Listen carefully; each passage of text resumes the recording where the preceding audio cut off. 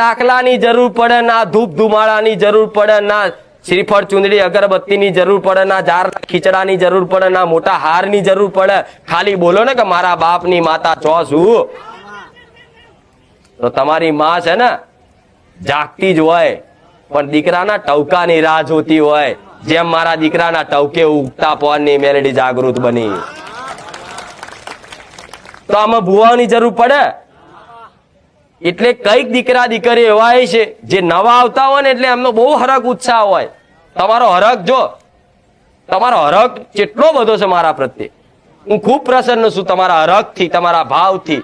તમે આ જે માં કરો છો, હું આવું તાર મારા દર્શન કરવા પડાપડી કરો છો, મારી ચૂંદડી ખેંચો છો, માથે હાથ પકડીને મેલાવડાવો છો. તમને જેટલો હરખ છે ને એનાથી હું પ્રસન્ન છું, ખૂબ પ્રસન્ન. હું તમારાથી જ છું માતા.